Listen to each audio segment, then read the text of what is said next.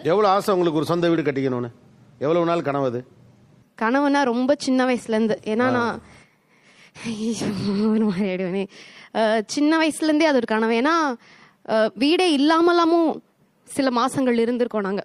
அது அட்ரஸே வந்து வேற ஒருத்தவங்க வீட்டுல ஸ்டே பண்ணி படிச்சனால அவங்க வீட்டு அட்ரஸ் போட்டு ஐடி கார்டு வாங்கின கதையெல்லாம் இருக்கு. ஏன்னா நம்ம வீடுன்னு ஒரு அட்ரஸே இருக்காது, அந்த மாதிரிலாம் இருந்திருக்கு. நமக்கு வந்து நல்ல வாடகை வீடு கிடைச்சிட்டா சூப்பர்ன்ற நிலைமை தாண்டி இன்னைக்கு நம்மளோட பூமியில நம்ம இருக்கோம், கீழே இருந்து வானம் வரைக்கும் இது நம்மளோட இடம் அப்படின்னு நினைச்ச ஒரு வீடு கட்டது ரொம்ப சந்தோஷம்.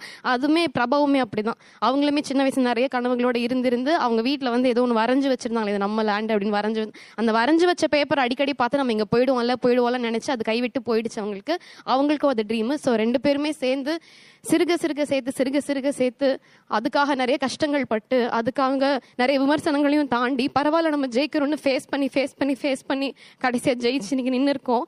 நேற்று தான் கிரகப்பிரவேசம் முடிச்சோம். நேற்று நைட் அந்த வீட்டுல தூங்கியே ஆகணும்னு சொன்னாங்க. தூங்கிட்டு இன்னைக்கு காலையில அப்படியே இந்த ஷோக்கு நாங்க காலையில கிரகப்பிரவேசம் அன்னைக்கு இந்த வீட்டுல தூங்கணுமாங்க.